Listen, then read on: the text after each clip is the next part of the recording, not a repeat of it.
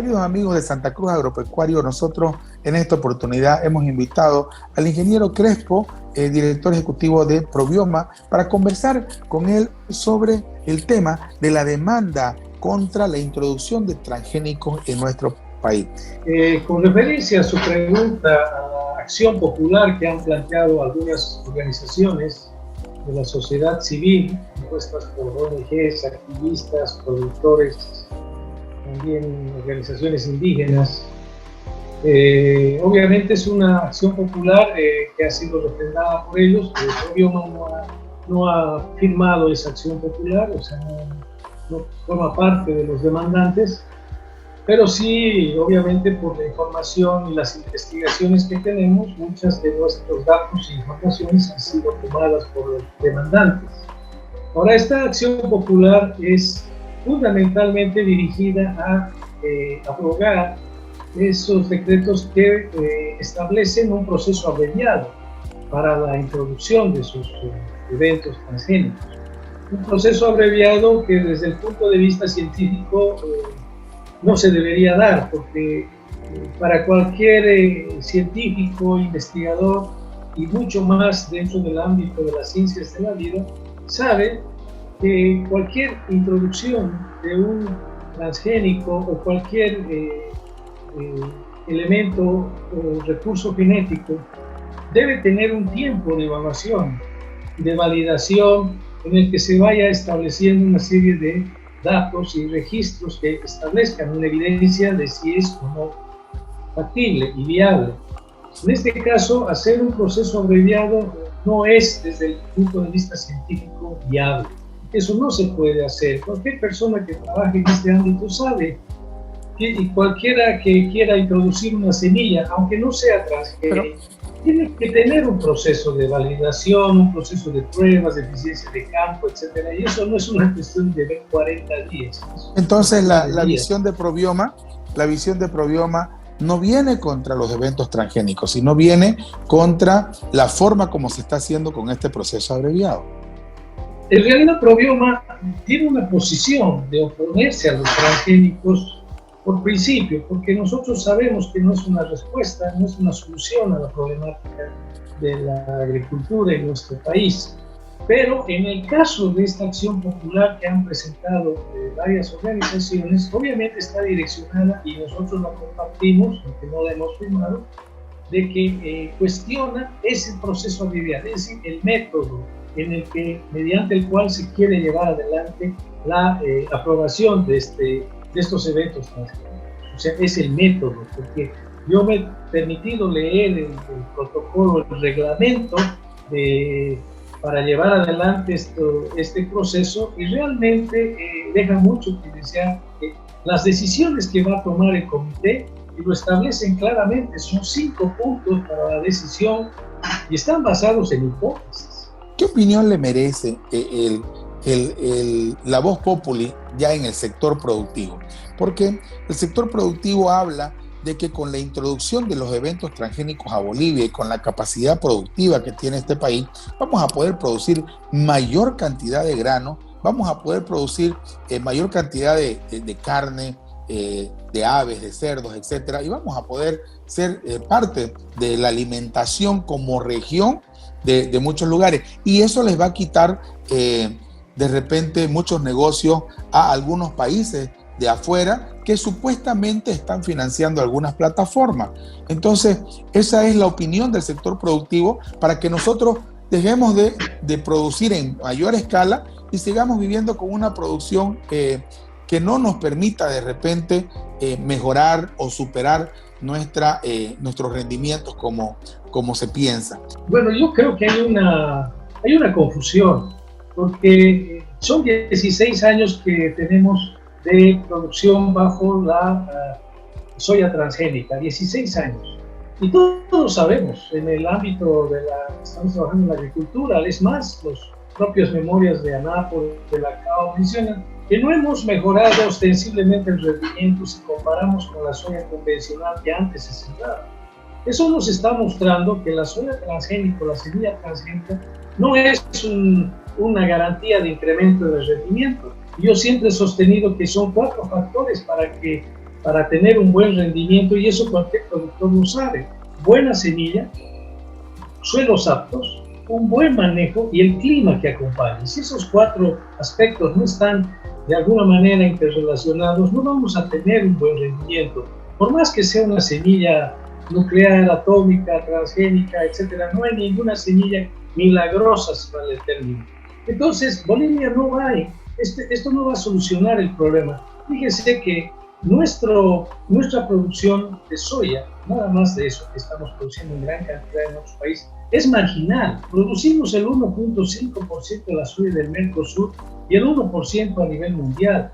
Si incrementásemos en 3 veces más, igual seguimos con el 3 o 4% anual a nivel global. Entonces no vamos a poder ni siquiera ser competitivos en volúmenes.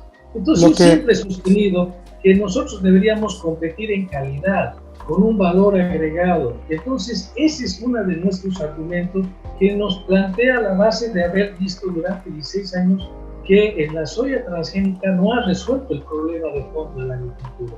En Argentina, un periodista de hace muchísimos años con el que yo tuve una entrevista precisamente a través de Santa Cruz Agropecuario me comentó: Pablo, aquí en la Argentina ingresaron los transgénicos y se crearon 17 puertos y plantas industrializadoras. La vida de los argentinos cambió rotundamente. Increíble, la cadena productiva de nuestro país fue tanta la revolución, porque obviamente ingresaron eventos transgénicos contra la sequía, contra los gusanos, contra los hongos, las enfermedades. Entonces, la producción se incrementó a tal nivel de que nosotros cambiamos nuestra calidad de vida. Lo mismo sucedió en Paraguay y lo mismo en Brasil. Hay una diferencia muy grande, Pablo. Argentina y Paraguay viven de la soya, viven de la exportación. Ellos en Argentina aplicaban el 35% de impuestos a las exportaciones, y por esa razón Argentina tenía un ingreso fundamentalmente por la exportación de soya, y eso es lo que mantiene. Lo mismo en el Paraguay.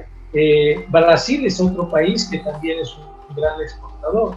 Entonces son países con una estructura y una economía totalmente diferente a la nuestra. Bolivia no vive de eso fundamentalmente, porque obviamente no se carga un impuesto a las exportaciones, a las utilidades, a la producción, como lo hacen en esos países, y eso obviamente es un ingreso al Tesoro General de la Nación, al presupuesto.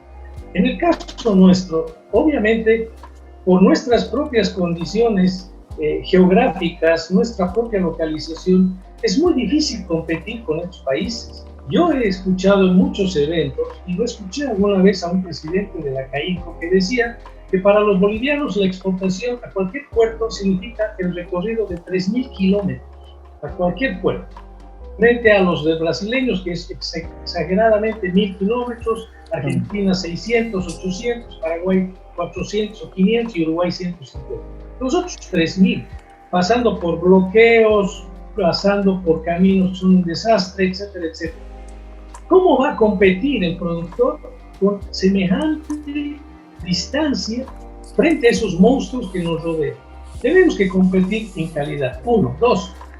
El hecho de la introducción de un evento transgénico, los transgénicos, significa también pérdida de soberanía científica.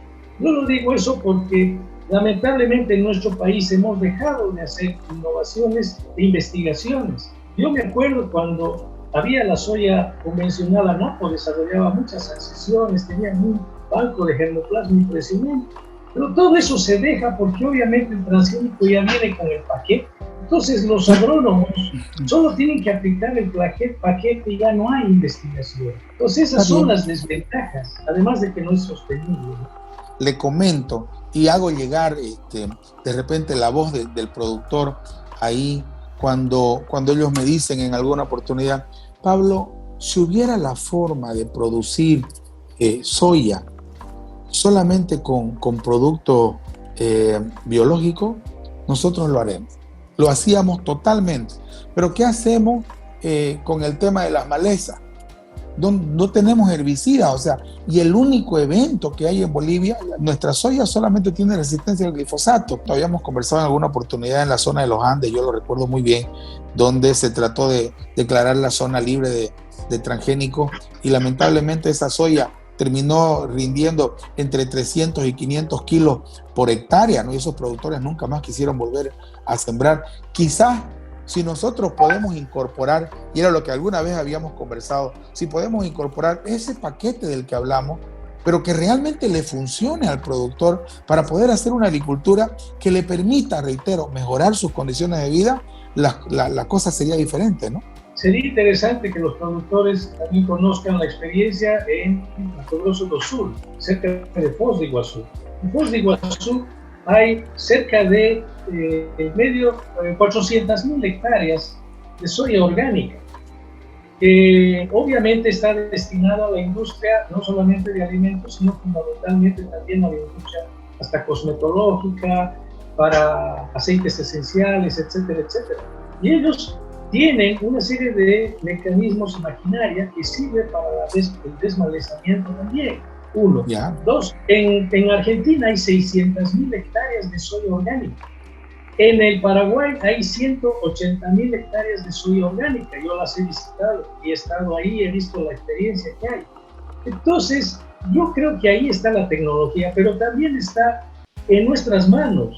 Yo creo que es ahí donde hay que impulsar en las universidades, los centros de investigación, los mismos productores a desarrollar eso. De hecho, en la institución que yo trabajo estamos trabajando en eso y obviamente ya estamos recomendando un producto que sirve justamente para ayudar en el control de hierbas, de maleza, ¿no? Ahora obviamente hay diferencias porque hay eventos que son resistentes a los herbicidas, etc. Pero creo yo que hay un potencial muy grande en nuestro país para trabajar en eso y justamente a eso deberíamos ir, de llevar adelante un proceso en el que no necesitemos depender de tecnologías que no son sostenibles. Y de hecho los transgénicos ya no es una tecnología de punta, y es una tecnología obsoleta. Por eso es que ya no, cada vez hay menos países que están produciendo con este tipo de paquete. Hace 2 años, en el anterior gobierno, en una reunión, yo les había propuesto, ¿por qué no crean la Agencia Boliviana de Biotecnología? Que sea una agencia donde se reúna el sumum de científicos innovadores, que haya un presupuesto para desarrollar y que el Estado sea, el gobierno sea y diga, mire, necesitamos que nos desarrollen un herbicida biológico, necesitamos que nos desarrollen tal producto para control de plagas en la ganadería, tal, o sea, para la bioremediación de suelos. O sea, que sea el Estado el que solicite eso, el que pida eso. El problema es que nosotros somos muy cortoplacistas. Yo siempre rescato las palabras que alguna vez dijo Kennedy, en el año 62 o 61 cuando vivía, y se propuso y dijo, vamos a llegar a la Luna. ¿Cuánto tiempo pasó para que lleguen a la Luna? Pero eso, ¿qué hizo? Impulsó la ciencia, impulsó la investigación. Hay cerebros que salen de las universidades, ponerlos a trabajar, darles un presupuesto y decir, señores, por tiempo y por tal tiempo, por resultados, vamos a financiar, pero usted en 2 años me saca esto, y con los productores. Eso es lo que no hay, Pablo. Y si hubiera eso, generamos empleo, generamos ciencia, generamos industrias, etcétera. Sería una gran cosa en un país tan rico en recursos genéticos como tiene Bolivia y que no lo estamos aprovechando. No estoy en contra de las transnacionales, ellas tienen sus entidades de investigación, pero en nuestro país no hay eso, Pablo, no hay. Ese es el problema. Las universidades no están votando gente que esté dispuesta a investigar, y si lo hacen, no hay presupuesto, los muchachos no saben dónde ir, no hay. Entonces, ese es el problema. Yo lo digo porque, mire, a mí me ha tomado 6 años desarrollar un producto en base a una bacteria que ya me lo ha registrado. Yo digo con mucho orgullo, un mes antes de la cuarentena me dieron el registro de un producto para control de lepidópteros con una bacteria. Orgullosamente desarrollar en Bolivia, know-how boliviano. Pero ¿cuánto me tomó recursos financieros, tiempo, polerina, investigación, etcétera? Pero ya el desarrollo, investigación complicado. Y el Estado, ¿dónde está? Entonces ahí está una prueba. Yo puedo hablar con cierta autoridad porque lo hemos hecho. ¿Por qué no hacerlo, Pablo? Eso es lo que Perfecto. A nosotros nos gusta también.